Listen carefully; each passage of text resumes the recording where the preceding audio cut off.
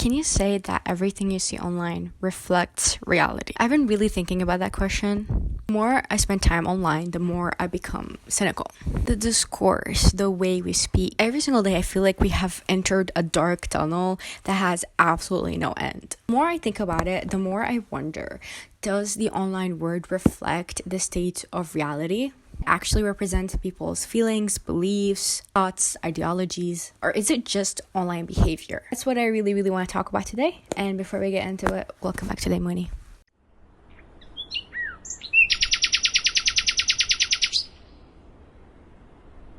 I think we forget, and by we, I mean us, we're chronically online. I don't know if you're chronically online, but I definitely am chronically online. How different the world is from the online world. There are moments in my life where I'm kind of like snapped back to reality, where I realize like, okay, not everybody has the same experiences as me, and not everyone is like a chronically online person, or I think what we would dub a normie, right?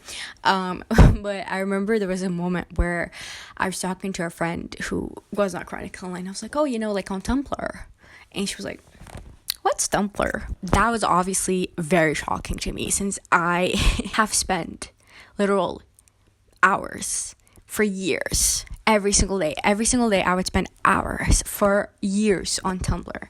It was a huge part of my teenage life. So when someone has like no clue what that was like very shocking to me. It made me realize like not everything I consume online is representative of the entire truth. This is like a very tiny little example, right? You can apply it for like larger things, like for example politics. Sometimes you see like the most racist, misogynistic, depraved online discourse, and it becomes so widespread that you start believe like that is what the general consensus of the world is.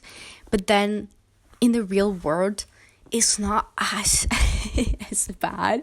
And don't get me wrong, like genuinely I do think that the world is very much racist, the world is very much sexist, right? But I think that extreme views that we see online are often do not represent the reality of the general public's opinion. So like I really wanted to look further into that. There was like an academic journal that I found when I was like thinking about this, because I thought about this prior to like even researching for the video. I just was like thinking about it, like, is this like a thing? And then I started to Google it, and I came across this academic journal. And when I came across this academic journal, I was like, okay, maybe I should make a video about this, because I think it's so interesting. The reason why I decided is because the academic journal said something, like a figure that actually like was like, oh, that was kind of very shocking to me. And the figure was that online discourse are dominated by a surprisingly small, very vocal, and non-representative minority. Research on social media has found that about only 3% of active accounts are considered toxic, and they produce 33% of all content. Furthermore, 74% of all online conflicts are started by just 1% of communities, and 0.1% of users shared 80% of fake news. Not only does this extreme minority stir discontent, spread misinformation, and spark outrage online, they also bias the meta perceptions of most users who passively lurk online. I think those are the figures which shock me the most, because I know to some extent that certain discourse online are spread by very specific groups of people, that I do understand that, but I didn't think it was to this degree. Like imagine 3% produce 33% of all content. I think that's a crazy number in my opinion, but I think it makes sense, right? Vast majority of people online simply consume rather than engage. And before starting this channel, I was like that too. I lurked, I just watched videos, and very rarely do I ever comment on anything. The researchers in the journal also said that this was like extremely dangerous because, and I quote, this can lead to false polarization and pluralistic ignorance, which are linked to a number of problems, including drug and alcohol use, intergroup hostility, and support for authoritarian regimes. Very false rhetoric and very bad misinformation being spread by certain groups of people, and we can see a rise of fascism. We can see the rise of authoritarian regime and support for authoritarian regime. And they said like in the journal that was very dangerous, because often social norms are being conducted online rather than in real life. And obviously this is dangerous because the internet carries a lot of extreme opinions, and misinterpretations of ideologies and individuals and groups. And so this is very, very, very harmful. In political discussions, the people who post frequently on social media are often in the most ideologically extreme. Indeed, 79% of political posts on Twitter/X come from 10% of the most active users on social media, meaning about 90% of the population's political opinions are being represented by less than 3% of tweets online. That's crazy. That's crazy. Now I think that we've heard it. I think vast majority of content online that is polarizing comes to our feeds, right? Because social media companies push it.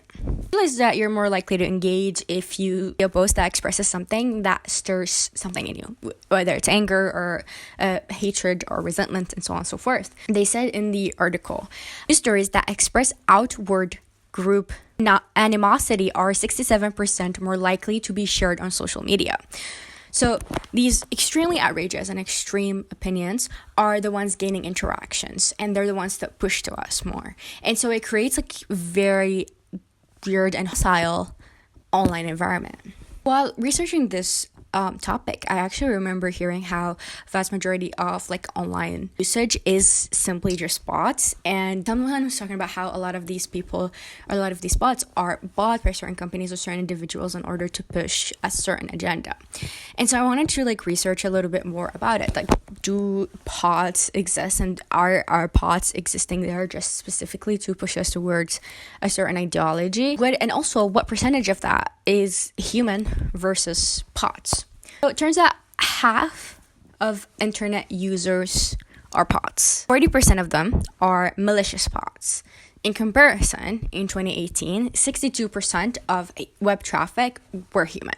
So I wanted to understand a little bit more, because sometimes they were like saying like not all bots are bad. Sorry about that.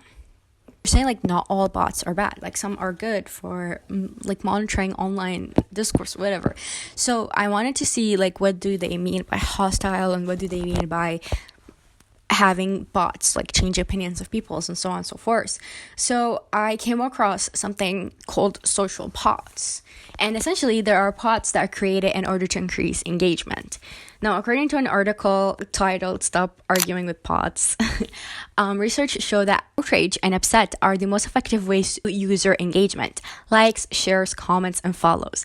The more engagement a post generates, the more likely it is that the users will see it, and in turn drives more engagement. In exchange for content that is often eroding our mental well-being, we are also paying with our time spent on these platforms.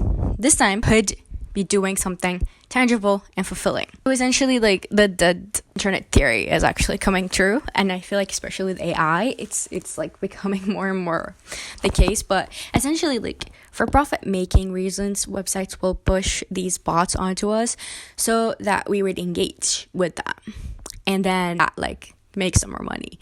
And in the course of action, we starts obviously.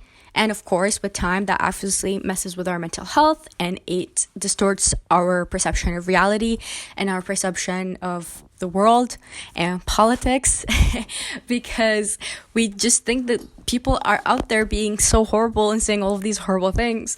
But in reality, you're probably just talking to a bot by certain people for engagement. So yeah, like that pushes us to be even more polarized. I read another article while I was researching, and it was so interesting, so I kind of want to mention it. Apparently, unlike popular belief, which is that we are existing in echo chambers, according to the article titled "World Wide Web was meant to unite us, but is tearing us apart. Is there another way?" We commonly blamed online echo chambers, digital spaces filled with people who largely share the same belief, or filter bubbles, idea that algorithms tend to show us content we are likely to engage with. However, these concepts have been challenged by a number of studies.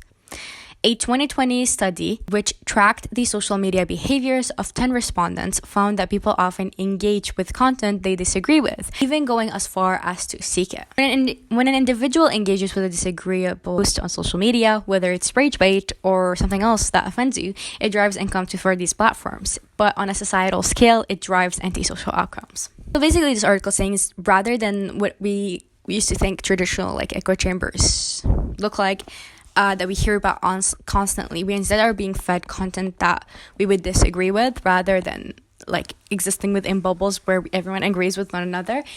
And so because you get exposed to these content, it polarizes you and it makes you want to hold on to your beliefs even more, and that essentially creates polarization between communities. After all of this, do you guys think that the online world represents the reality? The answer to that question, in my opinion, is yes and no at the same time. Hear me out, okay? The vast majority of the things we see online, especially like really extreme opinions, are just clickbait or content created by those platforms in order to get you to engage with it. The vast majority of the content online is extreme nature, solely for the purpose of making profit. And yes, the online world does not represent reality. However, content we are being exposed to is in fact changing our perceptions of the real world. They're pushing us into polarization or intolerance towards anything that does not come from our biases, or it's pushing us to blindly believe false information. The content will surely and slowly push the world into a much more extreme version that we are experiencing online. And we're already seeing that. I mean, with the rise of right-wing authoritarian politics worldwide.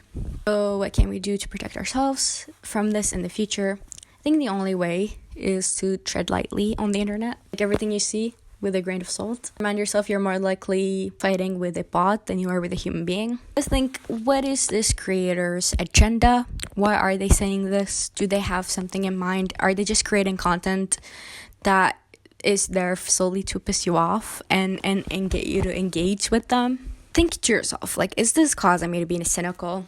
Is it causing me to be nihilistic? Think carefully, like, about the content you are currently consuming. Don't passively consume things. Think long and hard about the content you're consuming and wonder to yourself, like, what is the purpose of this and why are they saying this? And I also think that we do need to pressure our governments, instead of like creating censorship via child protection laws.